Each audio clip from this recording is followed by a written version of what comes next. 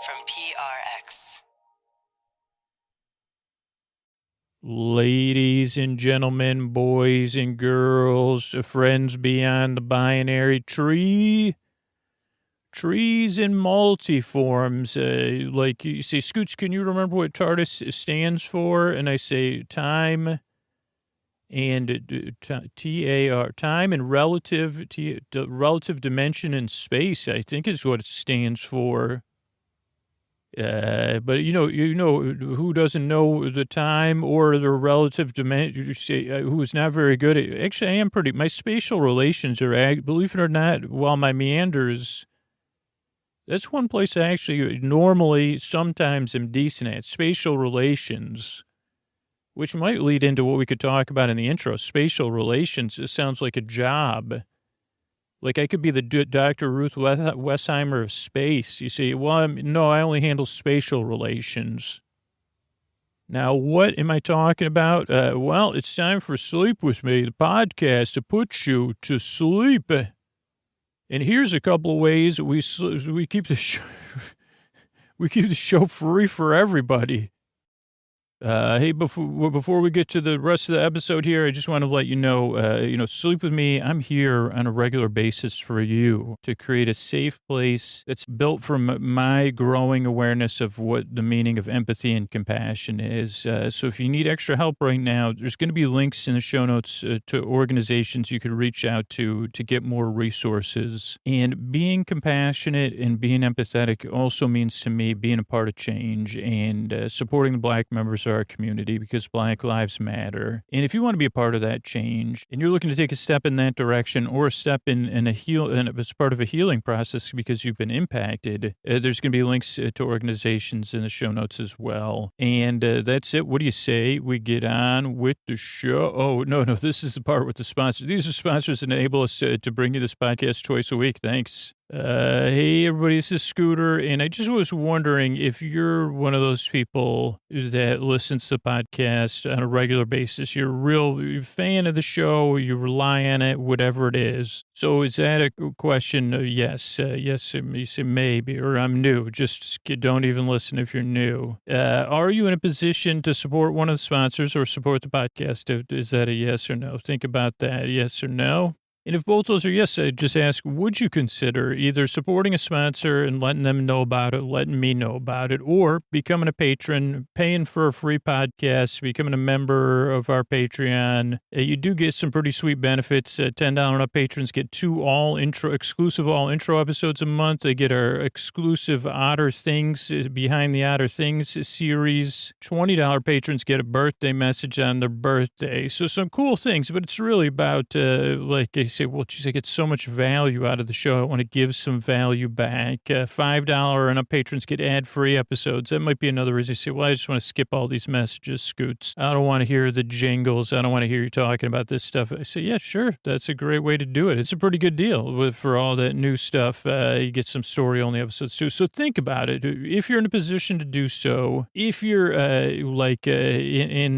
you get enough out of the show, you really like the podcast, or you rely on it, or you listen to like 8 episodes a week or a night. And if you want to, and here's the thing, here's what the best part is, it's just you. Like I only need 1 out of 100 people who are hearing this to go out there and spread the word about a sponsor or support the show. And the podcast could be there for all those other 99 people. So it's like, oh, geez, if I do that one thing, if I'm that one person out of 100, then I'm helping all these other people too. So think about it. Are you that one person? Thanks so much. You can go to sleepwithmepodcast.com/patron, become a patron, or you can find out more on our website about our sponsors too, or in the show notes. Thanks. All right, everybody, it's time for the Sleepy Supporter Zone. The one part of the podcast I need you to hear, or at least remember when your hand hits the fridge tomorrow, think, what was on the Sleepy Supporter Zone? Tonight, I want to thank Ken, Judy, and Miles, who supported Helix. Now, they're still waiting for their Helix Midnight to come, but I know they're really looking forward to it. So if you support a sponsor like Helix, particularly Helix, they've been supporting the show the whole year, every single month. month, or Grove. Holy cow. What did you get in your first Grove shipment? What was your free gift? Share with me some pictures. Tag me on social media. What kind of sweaty Betty tights did you get? What were the prints like? Let the sponsor know you appreciate them supporting the show. Let me know what cool things you got so I can think about it and let other listeners know about it. And then I can try to thank you on the Sleepy Supporter Zone like Ken, Judy, and Miles. That's part one of the Sleepy Supporter Zone. Part two is you getting the support you need. If you need extra help right now, there's links in our show notes to places you can reach out for help right now, right this moment, to get some extra help and get the right resources you need. And then if you've been impacted by racism, you're looking at your privilege, you're wondering where to go next, how to start becoming an anti-racist, to be a part of the solution, there's going to be links to resources in the show notes. And part 3 is something I've been supporting, is Ruth King's book, Mindful of Race. It's a great place to get started, and it'll be a practice that'll set you on a path that hopefully changes your life and the community around you. And there'll be a link to that in the show notes as well. And that is the end of the Sleepy Supporter Zone, which is now over. Oh, Mystery Bard, a lot of people help out on this show. Who are they? Poster son sounds like an earful. Wrote the theme song. Edits episodes. Carl W. the legend. Also edits episodes. Kenny, Scotty, and Jennifer. Eric and the team at us down or on the website. I am the mystery bard. I do the lullabies, yeah. I do commissions at jonathanmann.net. I'll write a song for you. Any reason at all. You can tell me the story and I'll make it personal. You see the kindness shine straight on through when the listeners form their own Facebook group. Keith, Stacy, Sarah, Julie, and Jennifer. These are your moderators. You can support Dear Scooter on Patreon. Buy the merch and support the sponsors. You can find anything you want at sleepwithmepodcast.com. And we're so proud that we could dance. We're raising money for the Water Wheel Foundation, and Scooter might get a perm. Thanks, Mr. Bard. I'm at Dear Scooter on Twitter and Instagram. That's where you can find me. And what do you say we get on with the show? Hey, are you up all night tossing, turning, mind racing, trouble getting to sleep, trouble staying asleep? Well, welcome. This is Sleep With Me, the podcast that puts you to sleep. We do it a bedtime story. All you need to do, if you wish, you don't even need to do it, you could do it, is get in bed and turn out the lights and press play. You could also do that in any order, or you could say, well, I just dim the lights. And I say, totally understand that. But I'm going to do the rest. What I'm going to attempt to do is create a safe place where you could set aside whatever's keeping you awake, whether it's thoughts, things on your mind you're thinking about, feelings, anything you're feeling emotionally or physically coming up for you. So things are, things on the mind, brain stuff, feeling stuff, whatever level. What if I don't know if people's chakras have voice, but if your chakras are like singing like Shaka Khan, I guess that would get my hips moving. And maybe I should do that. Say, how are you becoming familiar with your chakras, Scoots? I say, well, I've called the one on my hips Shaka Khan, and so then I can shake my hips. And they say, you don't know what you're talking about. And they say, no, because I was at the beginning of a podcast intro, and I got mixed up within my mix-ups. So whatever is keeping you awake, I'd like to take your mind off of that, and you keep you company and help you fall asleep. What I'm going to do that is, like, I got this safe place. Let me de-Shaka Khan it. And I'm going to smooth it. I'm going to pat it. I'm going to rub. I'm trying not to gyrate my hips, but it's not easy, even though I'm doing a sleep podcast. Isn't it interesting that, Shakira and Shaka Khan, like, I associate both of them with hip motion, dancing, or making my hips want to move. And And like they just have both, like, I don't know, is that like the same root word at the beginning? No, those are names. Okay. Oh, get back to the intro. Okay, so I'm going to try to create a safe place, and I'm going to send my voice across the deep, dark night. I'm going to use lulling, soothing, creaky, dulcet tones. Oh, so creaky.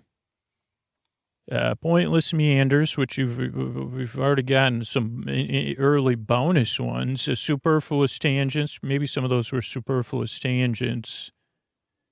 Pointless, superfluous. I'm going to go off topic. All of it to take your mind off of stuff and help you fall asleep. Now, if you're new, a couple of things to answer questions you might be having since you're new. One, I'm glad you're here. Two, this podcast is not for everybody, but for everybody it has become a podcast for, that's become a regular listener. They say it takes 2 or 3 tries. And I'll explain that to you in long, drawn-out terms. But if you're skeptical or doubtful, that's a pretty normal way to come to this podcast. Of course you'd be. And I'll probably, deepen your skepticism initially. That's one of my, winning techniques. I go against all those advice books, they say. And I've called all of them on my imaginary. I say, give me that Hill guy, and can we conference in Vincent Peale and Hill and Carnegie? Can we get them all on one imaginary call? And they said, a Zoom. And I said, yeah, but I'm going to mute them all initially because. And then they say, well, what is it regarding? I say, I think I already forgot. It's something counterintuitive I was doing. Building Rapport by Losing Rapport. It's my latest book in a series of books I'm working on. And they say, really? I say, yeah, that's probably what tonight's episode will be about. It'll probably be a seminar. Actually, great idea, by the way. So we'll save our call for later. But yeah, by deepening skepticism in this podcast, we lean in. So keep them on. Can you put people on hold on Zoom, imaginary beings? Great. Thanks, brain. So you might be doubtful. Here's the funniest thing that I'm laughing about on the inside is that somehow I looked at the clock I use to keep time on these intros. And I was clocking in. Now the clock is different than real time, but it was 4 minutes. So I said, oh boy, by minute 5, I'll be telling the structure of the podcast to the new listener. I'm so on time here. And then of course I, made an imaginary Zoom call. But so one of the things, if you're new, that throws new listeners off is the structure of the show. Because our show is structured. Initially, it seems like it's structured like a normal podcast, but it isn't. It kind of is, though. So it starts off with a greeting, ladies and gentlemen, boys and girls, and friends beyond the binary, trees and multiforms in this case, because originally this was going to be a Doctor Who episode, but now I think I have to kind of do this seminar one. But don't worry, you'll still get your Doctor Who episode on time. So that's pretty funny, too, that we opened it, because trees and multiforms is a Doctor Who reference. Oh, get to the point. You're right. Well, that's one of the things we don't do is get to the point. But yeah, the show starts off with a greeting. Then there's business. That's the cool thing, keeping the podcast free for everybody. Then after that, we go into an intro. And our intros are around 12 to 20 minutes long. Which for a lot of new listeners or people that don't listen to the show, it can kind of seem baffling. So let me kind of explain to you the intro, because it's kind of the thing that people are most wary about, or the business. I mean, the business is necessary, and the intro is it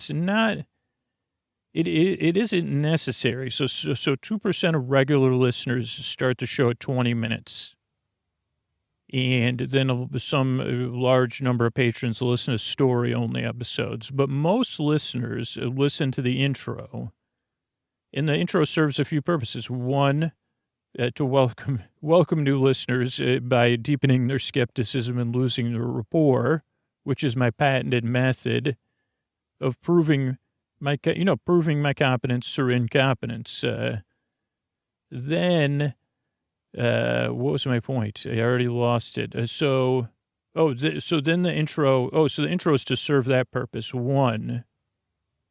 Then the other thing the intro does for regular listeners is it's part of people's wind down routine, because bedtime is not just something that happens instantly to a lot of us. And so some listeners start the intro as they're getting ready for bed or as bedtime is approaching. Some listeners are in bed already, or some are in the room doing some sort of wind down or pre-bedtime, something else relaxing. I can always suggest petting your pets or, kissing your biceps and shoulders. Or bombing your elbows. Those are all ones I recommend. Or lying down. I mean, like not even in bed. I like maybe foam rolling. I don't suggest that though. To be honest, I do it, but I can't recommend it. Supposedly it's great for you. But I didn't think the funniest thing they said to me was foam rolling, because every time I do it, I say, what am I doing? What am I thinking? But actually, well, anyway, so let's get off the foam roller. Oh, so the intro is kind of like endlessly rolling foam. It's kind of, for some listeners, it is like foam rolling endlessly. But the whole idea is you start the intro and you start to wind down, whether you're in bed or you're getting ready for bed, and it eases you into bedtime. So that is why the intro is so long and pointless because it's supposed to be, and I'm good at doing that. But it is an acquired taste, and it is optional. Like I said, you could start your podcast at 20 minutes or 22 minutes. It seems to be the sweet spot for that percentage of people that want to skip ahead. So that's the intro. Then tonight, originally, I was going to cover an episode of Doctor Who, but by the magic of editing, instead I'll do a seminar episode, because we haven't done one of those in a while. So that'll be fun. So that'd be kind of like a bedtime story. Between the intro and the show is business. That's kind of a podcast structure thing. And then, there's thank yous at the end. So it's just structure of the show. A couple other things to know. One, this is a podcast you don't need to listen to. You probably already came to that conclusion yourself, because I kind of go off topic, and you could just kind of barely listen, or listen to me in a loose, out of focus, a fuzzy way. Though if you want to listen, I'm here. And that goes into our next point. This podcast isn't really here to put you to sleep. It's here to keep you company as you fall asleep, to take your mind off of stuff, to be your bedtime companion, your friend in the deep, dark night. I mean, that's a role I'm really applying for. The role he was born to play, the person who's never listened to. And they'd say, well, that's pretty accurate, actually. The role I'm proud to play. He's been over approaching 900 performances, or over it with bonus episodes and stuff. Yeah, it's pretty cool that I get to be here to take your mind off stuff, to be your bore friend, your bore bae, your bore cuz, your bore sib, your bore bestie, your bore bruh. Whatever it is, that's what I'm here to do, is just keep you company as you fall asleep. Now, here's the other side. If you can't sleep, I'm here for you. So if you're I have listeners that just can't sleep, or people that are going, you got something going on, or maybe it's during the day and you need a break during the day, I'm here. So I'll be here till the end of this episode to keep you company, because that's my job. I think that's it as far as the structure of the show. I mean, I was thinking about the spatial relations stuff I was talking about at the beginning, and then I said, well, it could be, like spatial relations.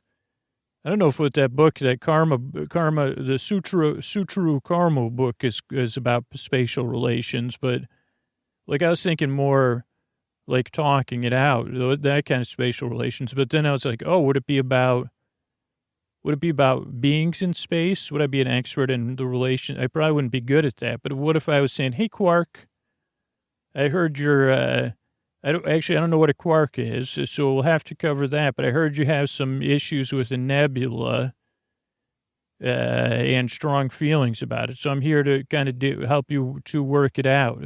Even though you're not sentient, you know, I got it. When universes clash, it has to be, whatever, I'm here to modulate that, or whatever that proper word is that someone does that. Oh, yeah, I'm here to facilitate collisions between universes and galaxies.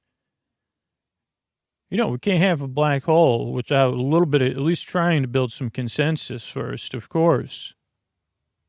So, I mean, I think that's kind of like, I don't even know what else. Oh, the spatial relations. I guess that's kind of what I'm trying to do now with this show, is with those parts of your brain that keep you up. Like maybe you say, you just even know what a quark is, or maybe you have something saying that to yourself. And I say, okay, well, what if I talk to you about how I build rapport by losing it? And you say, well, do you know how you do that? And I say, well, not yet, but I'll talk it out.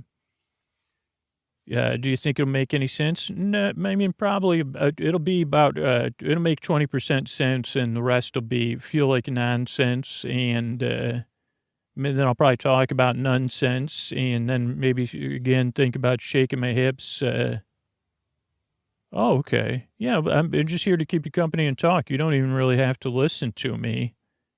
You know, don't worry. If any galaxies are approaching you, you know, I'm going to shine a little light on the dark matter, too, and say, hey, you know, holy nebula, like all that kind of stuff.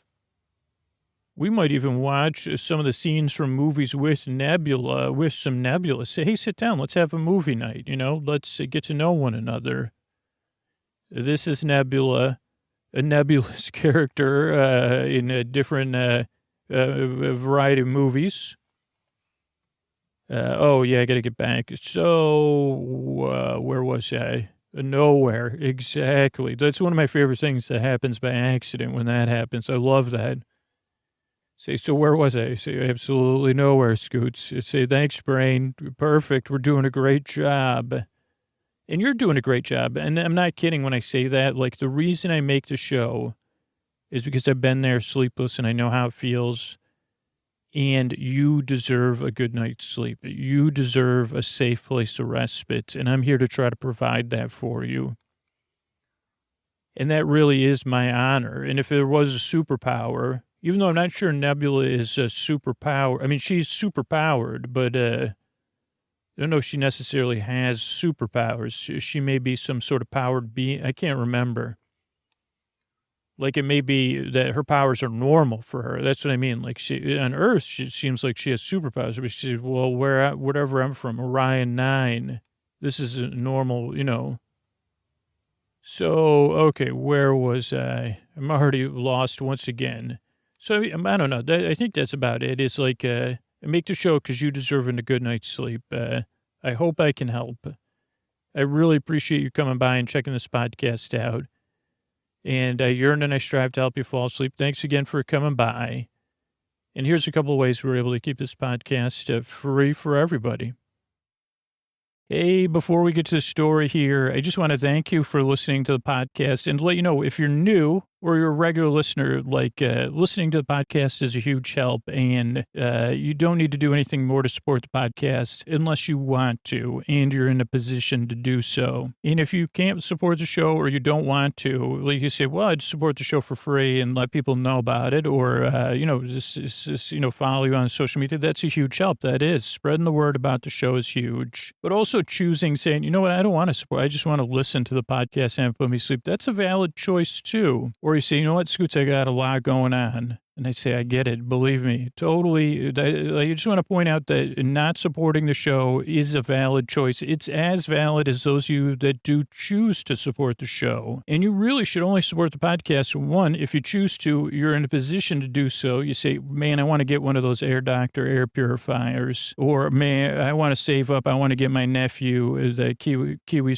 Co subscription. I want to get my neighbor's daughter that Kiwi Co subscription. Or I want to be a patron. I want to listen to ad-free episodes. episodes, or I want more content, or I just want to pay for a free podcast because I'm a rebel. Both choices, supporting the show and not supporting the show, are valid. And I want to point that out, and I want to say that, yeah, like literally, it's just like 1 out of every 100 people that hear this message, then the show can be free for the other 99 people. That's the wonderful thing about this. You know, I do have to keep these messages going to get the message to that person that is in a position to support the show. But for the other 99, you just kind of got to listen and hear me say this and say, I'm not in a place to take action, Scoots. I respect that too. So if you want to support the show, sleepwithmepodcast.com/sponsors or sleepwithmepodcast.com/patrons, or just let somebody know about the podcast. And if you don't want to support the show, or you're new, or you don't care, I respect that too, totally. Thanks, everybody. And here comes the story.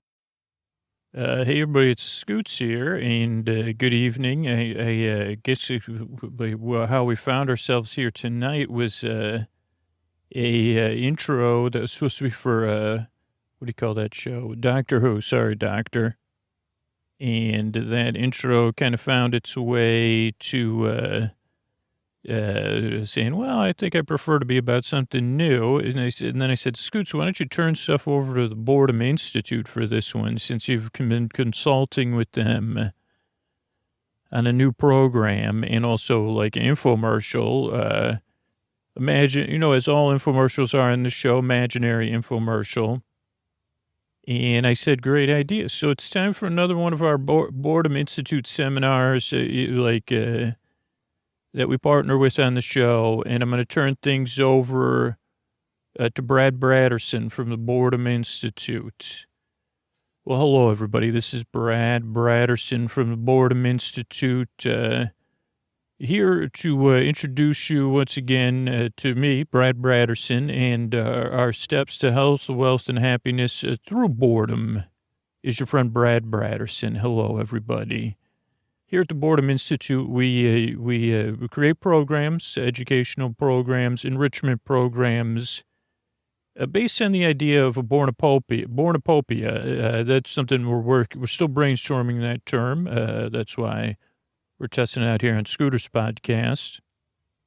Bornopopia, possibly patent pending, is, you know, the idea that boredom can bring you infinite things, an infinite abundance through boredom, which is what we believe here, even though we didn't realize as a founding principle when we founded the Boredom Institute.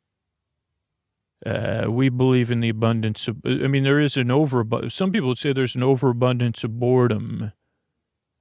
And we don't have, you say, well, that's one way to look at it. We see boredom as not a thing that's always present. A bit like the Force, you may say. I mean, yeah, I guess a bit like the Force. It runs through all things.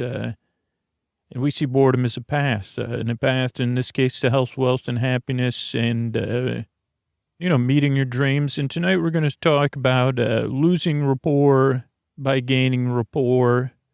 Oh, no, gaining rapport through losing rapport, gaining trust or competence by showing incompetence. And I forgot what other terms Scooter used, but, we're going to win you over by losing you. And that's one of the subtle techniques of boredom. And we're going to start right off. We're going to get to this. I'm not sure how many steps we have. I mean, ideally, we used to shoot for 10 steps, and then we said, well, studies show 7 steps are better. And I said, well, what about 11 steps? If we do 10, we could turn it up to 11. A lot of the younger people we work with here at the Institute, I mean, I'm young. I'm Brad Bradderson. Believe me, I'm the eternal youth of boredom. Is one I wanted one day. They said, Brad, that's a bit of a stretch. But not everybody knows is familiar with the movie, The Tapping, the famous rockumentary. So, let's just get to it and see. Let's see what the path leads us. So tonight we start off with our first step. I want you to close your eyes. there's a song and there's a lot of ideas and a lot of metaphors, and this is called the Boar Weaver, which I guess doesn't sound as smooth as Dream Weaver or other weavers. Or if you play StarCraft, Reavers, I think is one of Scooter's. I think he liked Reavers. I think those were like the little snails, but Scooter could never keep up on refilling them. And he said, why isn't there an automatic way to do this? But that's just a obscure StarCraft reference. Scooter, he never achieved StarCraft mastery, but I'm sure he put more than 10,000 hours into that. Probably wasn't 10,000, even though he was focused. It was more of it's interesting. Wonder what we'd have to sit down. I wonder if we could sit down and interview Malcolm Gladwell about that. He said, well, I played video games for many more than 10,000 hours. I was focused and didn't. And they say, well, Scooter, you were playing video games. And I say, okay, as a distraction, you're correct. But let's get back into the Boar Weaver. How do you, and you might say, Brad, how do you get to health, wealth, and happiness through losing rapport or, losing attention? And you'd say, well, let's just hold on here and let's talk about boar weaving. Why don't we? In boar weaving, what you're trying to do, it's a form of storytelling that you probably listen to almost every night. And it's neither fiction nor nonfiction. But it combines elements of both.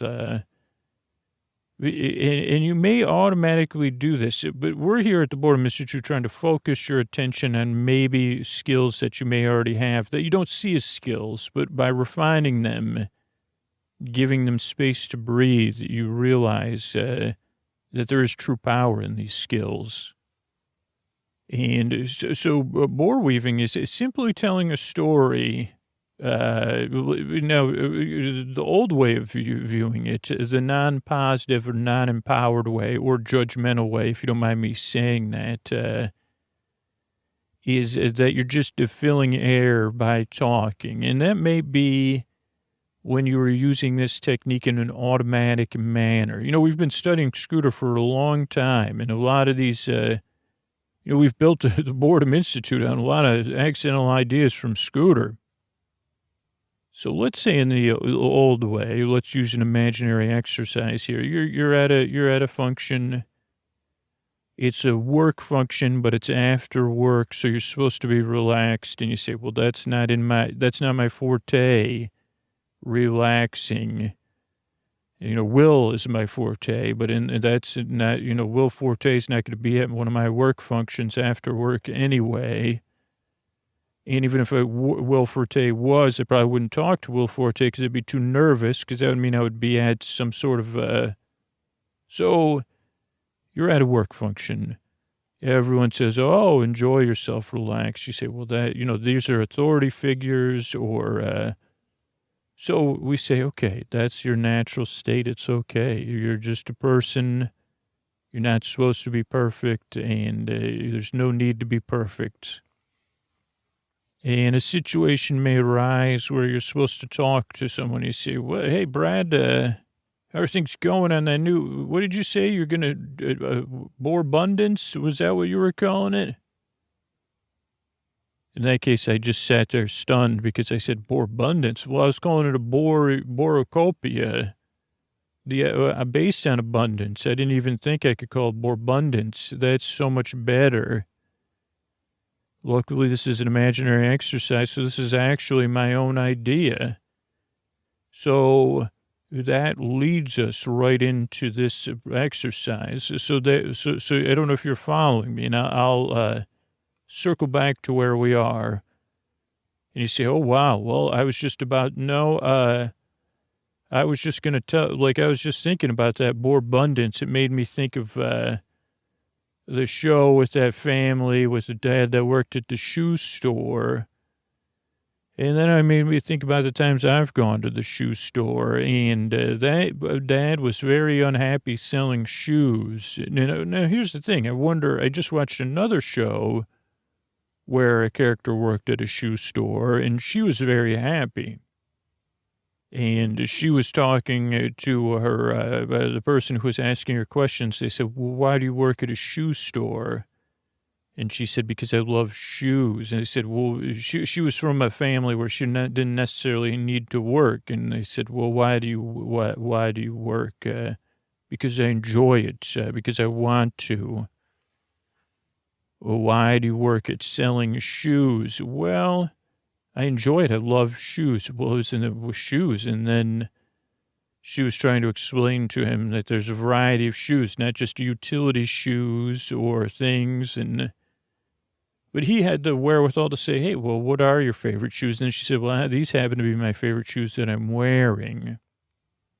And then he talked about feet and those things, and she just laughed and said, that's not part of the job, really. That was just on that show with that guy, Al, who always talked about it. Also makes me think of the show, and then makes me think of someone that's making a reinvention of that show as a podcast, like Carrie B. And this show is like an NB version of Carrie B, which is really cool. And so that's another thing I think of when I think of shoes. I'm sorry, what was your question? So I don't know if you witnessed any of that. That was bore weaving. And actually most of that was nonfiction bore weaving. Or nonfiction based on fiction that I've consumed is Brad Bratterson. But what I've also done, now you may be able to take one step further back. I was bore weaving on my own, here with you as a witness. That was not a real bore weaving. And bore weaving can be a preparatory technique, not only because now I have this new idea, borebundance, and that is much more marketable than bornopopia or bornopopia. Also, it rhymes with something that would say an abundance of things that people, look at in their spare time that society might have strong thoughts about. That rhymes with bornopopia. But not cornucopia. But, people that have a lot of corn or a lot of cornucopias, that's great. So bore weaver is something you could do, and you might say, Brad, this whole thing in the Boredom Institute is ridiculous, and a big SH to the A to them. And I'd say, okay, I respect your viewpoint. But let me tell you a little bit of something about this particular technique. You could just turn this off and never listen to a Boredom Institute seminar again. You could, say, well, I just want the free trial and not the, when the free trial stops, the 12, it's very, we do charge a premium here at the Boredom Institute. One day we'll merge with the Roy G. Biv Institute. That's Scooter Stream. And I say, well, how does an institute that's based on proving lights on the Roy G. Biv, whatever method? But here's the thing. If you're anticipating something and you're having strong feelings about it, which these are all normal things we all go through. Maybe some people don't, but maybe those people, that's good for those people that they don't. But I'm talking to you, Brad Bratterson, to somebody that can identify with how Brad Bratterson faces life. Maybe you're at your desk. Maybe you're at home. Tomorrow's the work party or the work function. Maybe Will Forte is going to be there. Or you say, well, Will Forte's coming in, to talk about his new imaginary memoir, Forte on Fortes. There's a new podcast, Forte on Fortes. It's a 40th episode, but puns, so I'm pleased with myself by that accidental pun.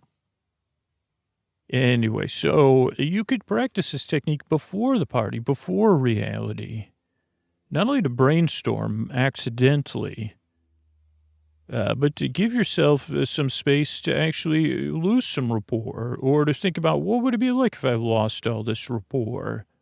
What if you're talking to Will Forte and, I don't have another technique to come up with for a conversation point, but you'd say, well, whenever I think, okay, I can do one though. So let's just say it again and again, practice it at home. I'll tell you the purpose, and then it'll help relax you. It'll help you see the thing. And you might say to yourself, well, then Will Forte is just going to say, well, you know what? I didn't realize the time. I have to go talk to those other people over there. Or I'm going to get some water. You stay here. Do you want any? I'm not coming back, but if you want any water, wait here and then go get it. And you might think that makes you squinch inside. But what's the risk? Let's take a reality. What if it was always going to be, what if that's not your forte, isn't your forte, and talking to Forte isn't your forte? Leaning in and accepting it and saying, well, at least I can enjoy myself. Playing it out in your mind and saying, well, I already saw how, maybe it'll make you more comfortable to be yourself. Those are my theories, at least. So anyway, Will, Forte, that's with an E at the end. Well, that's great. I've always liked you. I've always liked you. I've also liked forts, too. What about upon, I know you have this Forte on Forte. Is it Forte on Forte? I wonder if any languages in the world call forts Forte. And then it's funny because it almost sounds like you're saying 40, but in a fancy way. What about Jack A? Forte and Jack A today? What if the two of you had a morning report? I would watch that. But moving on, I was thinking about forts, Forte on forts. Or the Fort Report with Will Forte. And you maybe, I don't know if you're a family person, I don't know, because I'm just, but you could have Blanket Fort Report with Will Forte. But it makes me think about my favorite forts that I've been to, which I haven't been to a lot, Will. And nowadays people ask me, of the forts you know about, what are your favorites? And I say, well, there's only two that I actually remember. And both of them are in central New York. One is Fort Stanwix and one is Fort Oswego. And I don't know, I was at Fort Stanwix in a rainstorm a few years ago. And now that's a wood fort, and Fort Oswego is a stone fort. Fort Oswego is on Lake Ontario, and Fort Stanwix is in Rome, New York. And, Fort Oswego is something I've been to mostly as an adult, Will. And Fort Stanwix was something I went to as a child and returned to as an adult with my child. And because it was a rainy day, I don't know if that impacted. It was definitely not as grand as my imagination would have had me remember, but it was quite a nice fort. And then the nice thing about Fort Oswego is the last few times I've gone has been like a reenactment day. And last time we went, this person was running a magic lantern, a early projector. And he was kind of dressed in a steampunkish type outfit and describing it to us. The time we went before that, Scooter developed a crush on someone working in the Florence Nightingale style tent. But all he said was, are those bandages? And then she said, yes, these are bandages. Would you like me to, oh, thanks, but okay. So, Will's gone. So that's a way that would be how I would handle it with Will Forte beforehand. Now, would I handle that in reality or not? Another thing about the Boredom Institute and what you got to remember is sometimes you have to trust your subconscious or trust imperfection or that, it doesn't always feel like, I don't know, just play around with it. Be playful. So that's one technique. And Will, if you want to stick around here, feel free to, and, feel free to think about, those podcasts I just asked you about, Forte. What about that one? I don't know. I don't exactly know what Forte means either. I've said it so many times that I've lost. I think it would be Forte on Forte. Like you would interview people that have a forte in something you're interested in. That's just my idea. Anyway, so moving on to our next step here. It's a boredom beyond time and space. And you might wonder, Brad, what does that mean? Boredom beyond time and beyond space. And say in the beginning, it probably was pretty boring before the Big Bang, or, other ways of wondering the creation or beginning of the universe. If there was nothing and you were there, you would say it was boring. Obviously you would come to a point where you maybe would overcome or lean into that boredom or grapple with it. And one of the things I like to point out to my students or my people I'm working with here at the Boredom Institute is that what if that is true? Because it probably is true. If there was a time before anything, there was a time with nothing. And when you think about it that way, if that, you would have to accept in my book that is an underpinning energy in the universe or an underpinning, the underpinning energy in the universe. I think I was thinking I'd say something else, but I just repeated myself. And that boredom is always there, and it's a rawest form. And maybe sometimes, the boredom isn't both within us and without us. And you say, Brad, are you just talking, or are you going to make a point? I say, well, yeah, one, be reassured by that.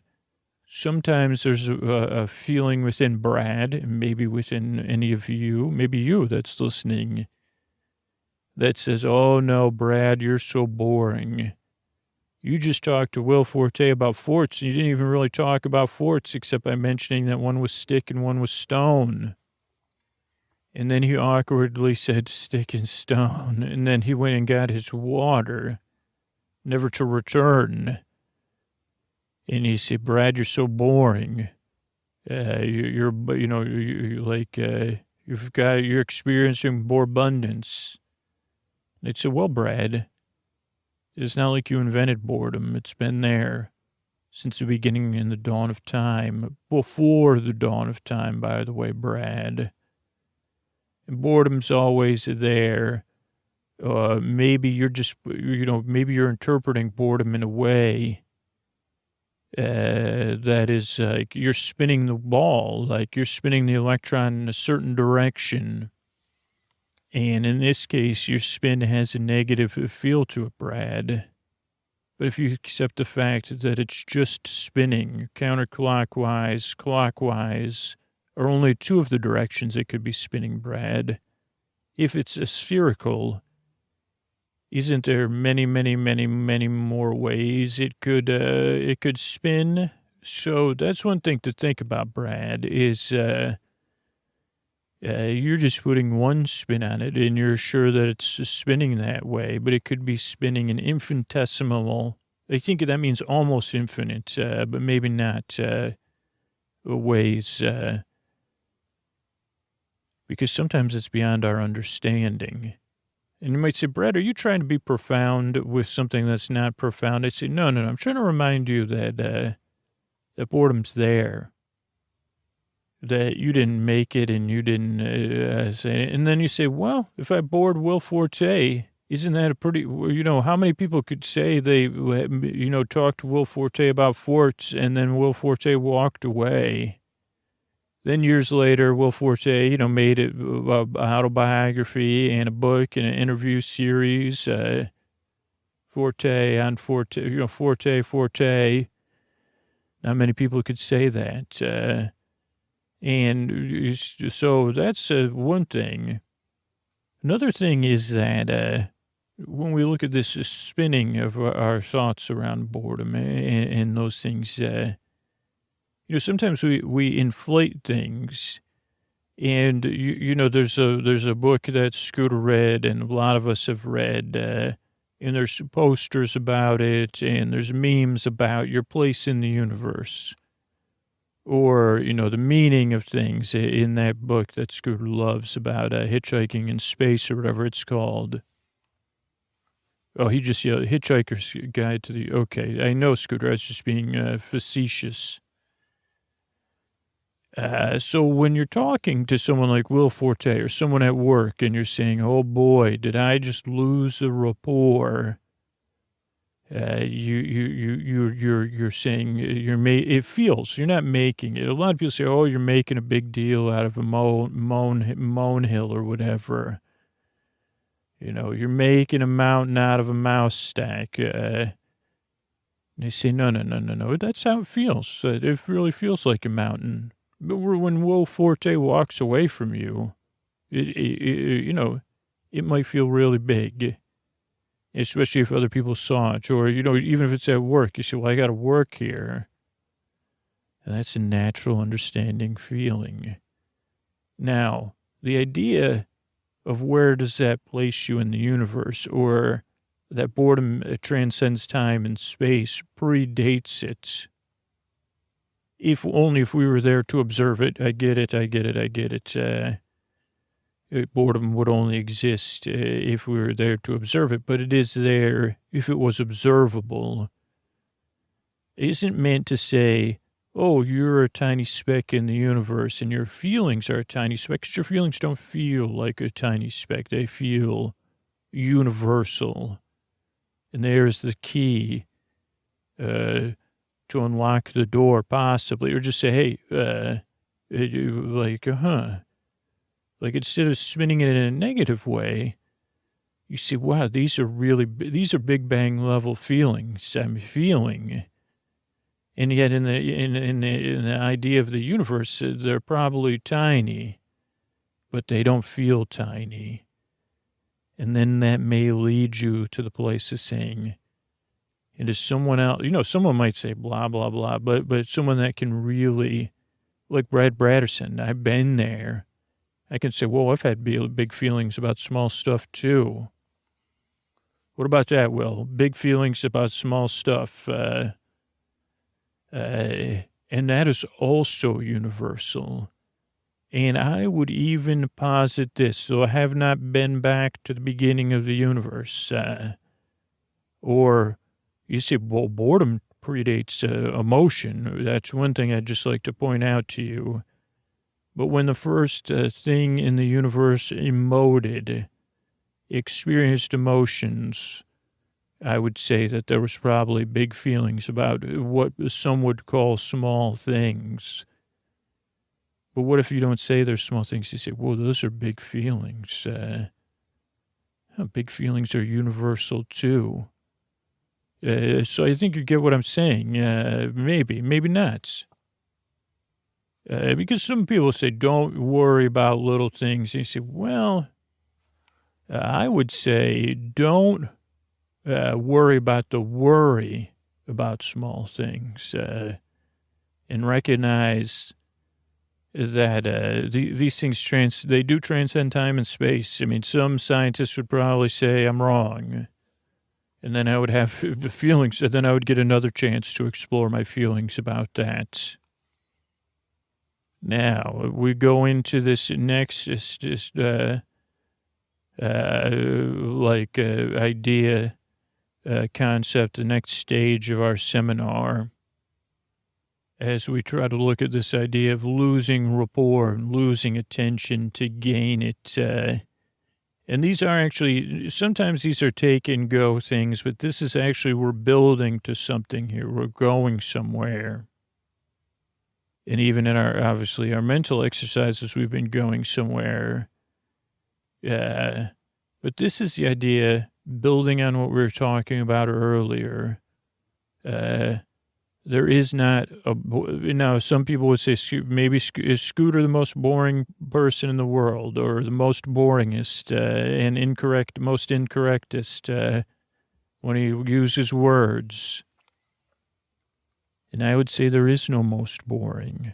It just like some of the listeners, maybe you say, well, Scooter's not boring. He's just, the Boredom Institute isn't just about boredom. It's about health, wealth, and happiness. And, washboard abs all through boredom, for a low, low price that eventually goes up.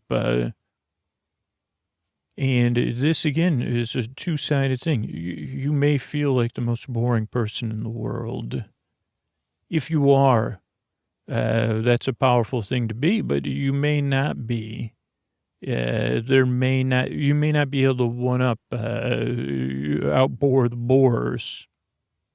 But what's wrong with being boring is what I'm saying is the idea of being the top, of meeting these expectations that say, well, I gotta, like, could you really, do you really need to charm Will Forte or your co-workers? And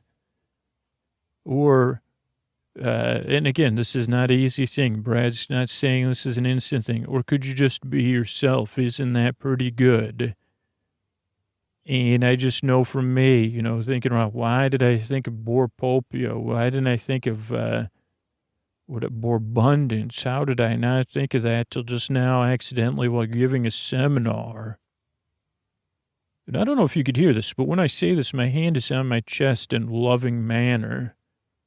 And maybe you could do that sometime, is put your hand on your chest or your stomach in a loving way and say, Brad, you'll probably never be it's okay. You don't even have to put it any more words. So say, it's okay. I understand. Brad,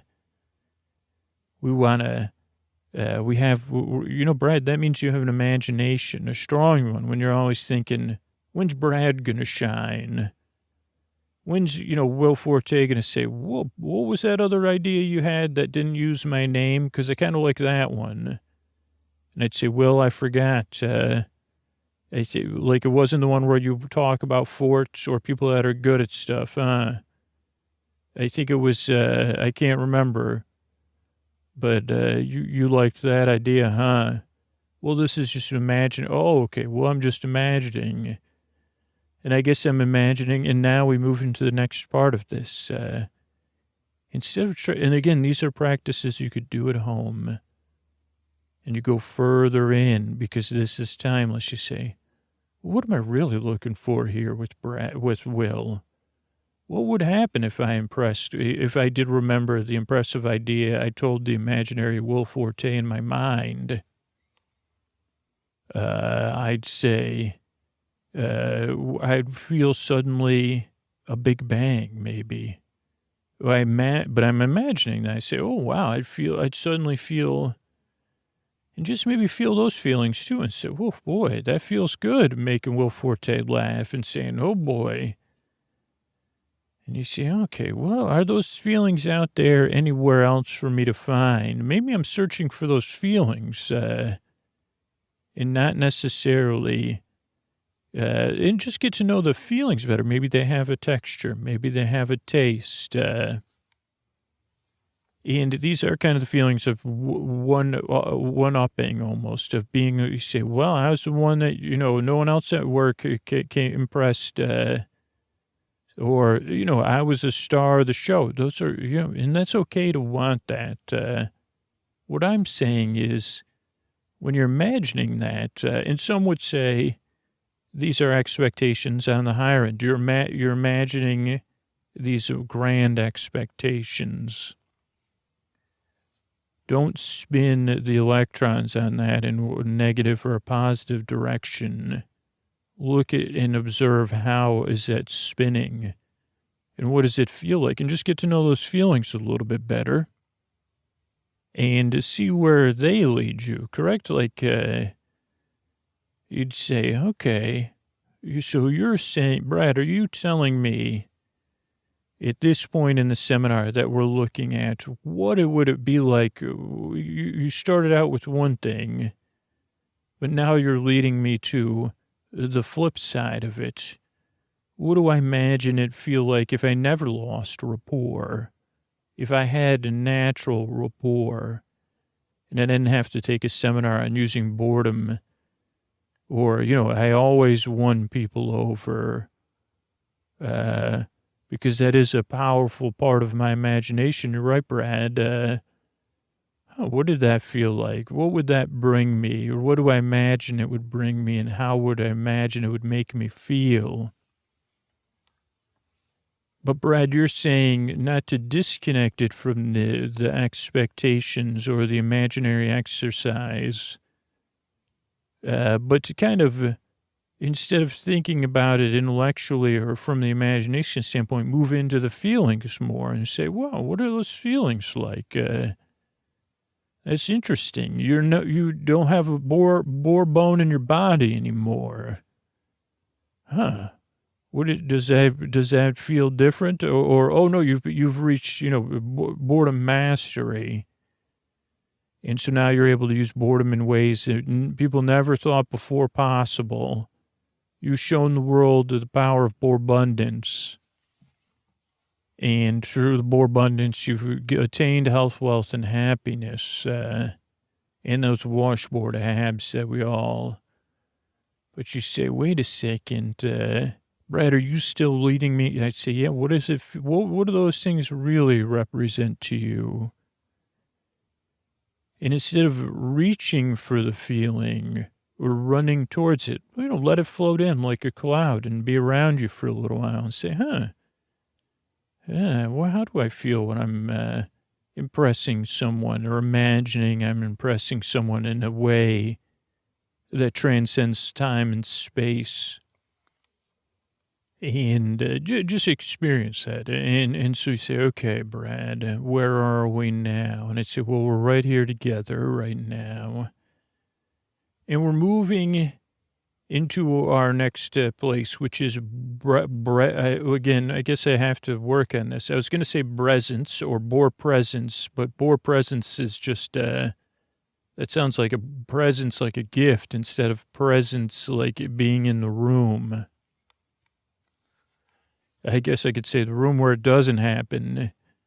You say, well, I want to be in the room where it happens. They say, well, let's start off in the room where nothing happens. We call it Scooter's bedroom.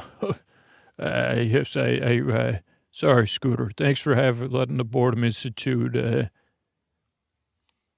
thanks for letting us use your show. But, like, we're leaning into these experiments we're doing, these real exercises within the imagination.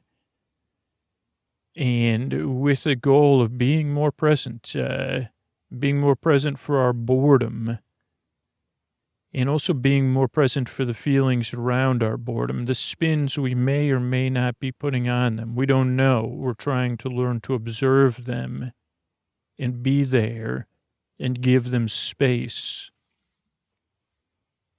And one of the things that we would like to achieve in this process, and it's not a universal all or nothing thing, is if you can be present for something, is there a spectrum of acceptance you can reach? Because some people would say just accept it, or something positive. And we who cross paths after midnight, as we'll say here, we know that that's not necessarily the truth, that it's much more of a spectrum. So can we go from observer to someplace you say, well, I'm just kind of watching that, or saying, well, I've experienced that before, this hope or this worry, or these strong feelings about not being the charmer of the party. Can we move more into a place of being present for it, and then saying, well, I accept that you wish that. I accept that you feel that way. And I've kind of been hinting at this the whole time. But really, we're looking to put our feet into this world. And Scooter actually taught me this technique, and I guess I'd just throw it in here because he calls it the big toe technique. And he said he doesn't know if he learned this from something or he thought of it as on his own. But when he does a performance in front of people, he gets, or I guess he says he forgets to use it for other situations. But when he used to do live shows, he would he would say, oh, well, this is not going to happen. I can't possibly do a live performance for people. And so he would talk to his big toe and he would say, well, what if just my big toe could be excited about this or present for it? The rest of me maybe it needs some distance or is just like feeling these feelings that we're present here for. But my big toe is leaning in. My big toe is excited and comfortable. Not even saying that, saying, could you, big toe, do that? And he said sometimes when he would remember, which wasn't often, he would just press his big toe down, as I'm doing now. I'm pressing one of my big toes down and saying, okay, that big toe is here. That big toe is present, and now, well, this leads into Brad saying, is accepting of everything else. Now, not 100% say, well, are you able to accept that the rest of me is not sure about being here for this performance or at this work party or at this other function? Are you saying that, and he said, well, okay, well, what is it like if my big toe's pressed down and that part of me is comfortable? Just a tiny percent. I don't know. What is it, like 0.2% or something, maybe more because it's the big toe. He said, okay, yeah, you're here. What do you think about all that? Well, I can accept that you don't want to be here, even though my big toe does. And maybe you're even talking about it out loud. And Will's Forte saying, are you talking about pressing your big? You say, yeah, I am. A little bit nervous here, Will, talking to you. Because I loved you in that movie so much, or that show, or just your general all-around presence. And, I thought, I thought it blew a thought, like, and this is just an imaginary exercise, because, again, we're trying to move into a place to say, well, I'm accept that you're a little bit nervous and awkward. That's totally cool with me. And I'm pressing my big toe down for it. You got it? I got it. Good.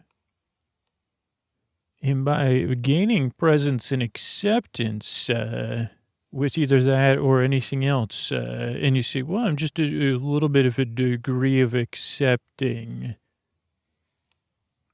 and being present for it, you could actually maybe feel good about it. Maybe you're a loving, comforting presence, or maybe your big toe is that loving, comforting presence to say, hey, it's okay. And again, maybe this could transfer outside of you to other people and say, well, I could see you're nervous or worried about that. It's totally normal. And where does all that leave us? Where have we gone on this journey, and where would we like to go? Is the idea that one day, if you're accepting these things and working these things, and again, looking at it like an experiment instead of, like me, Brad Bradderson, I really tend to see things in all or nothing. In a global everything is a global big bang inside of Brad Bradderson.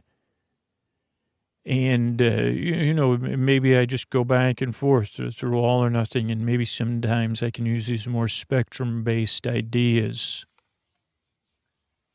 But you see, Brad, like, how are we going to get health, wealth, and happiness and washboard abs through all this? I said, well, eventually you will.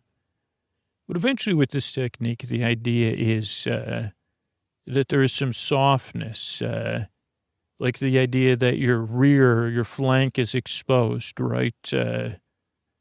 That's the feeling we're kind of talking about here in these interpersonal situations. You say, well, I don't like that idea. You say, okay, that's I accept that too. That's perfectly normal. Can we lead you to a place where you get to where that degree of acceptance only sometimes gets to the point where you say, well, I know it's going to be okay though if I lose rapport and I accept that I'm not good at it, and what will happen then? And there is a paradox there by accepting things and having a presence and being a little bit more grounded. Maybe you're more present for Will Forte or your coworkers. Maybe you feel, we don't know because this is an experiment. Maybe by not having to, maybe by more experiencing the feelings beforehand, but not trying to plan out what you're going to say, you realize you don't have to say much at all. Maybe you realize that you don't have to win any rapport. You're just trying to build rapport. Because that's what everybody says anyways. Like there's no rapport winners, because then you say, well, I'm the rapport loster. You'll find that by putting that toe down and saying, well, there's a lot of feelings here. I can be present for these feelings with part of my toe or part of my foot, but I could also try to be present for this other person. And I could also be this again, this advanced techniques of boredom. And then you just give yourself a break. You say, hey, this has been around for a long time, a lot longer than me. That doesn't diminish the strong feelings you're having. It's a reminder you're not alone. And you could try this. You could try it out. And I realize that this isn't the flashiest of seminars we've done here at the Boredom Institute. And this, that's why it's free on this podcast, because you say, well, it doesn't have an exact, a tangible result. I'd say, is it worth a try? Here from Brad Bratterson to you, I'd say you're worth a try. So whether you put your big toe into it or your hand gently on your chest or both, and you breathe in and you say, hey, yeah, that's strong stuff. I'm here for you. If that's all you get out of this seminar, that's all that matters. Good night from Brad Bratterson, the Boredom Institute. Thanks, everybody. All right, everybody. I want to thank everybody that became a patron recently. Darla, Agnes, and Caitlin. Thank you. Thanks, and good night. Dana, Nora, and Aria, thank you, thanks, and good night. IH, AZ, and Sharon, thank you, thanks, and good night. Jaime, Amy, and Christina, thanks, and good night. Yao, Nathan, and Joel, thanks, and good night. Roxana, Kate, and Katie, thanks, and good night. Judith, Emily, and Courtney, thank you, thanks, and good night. Jennifer, Lisa, and Corinne, thank you, thanks, and good night. Jessica, Mackenzie, and Steve, thank you, thanks, and good night.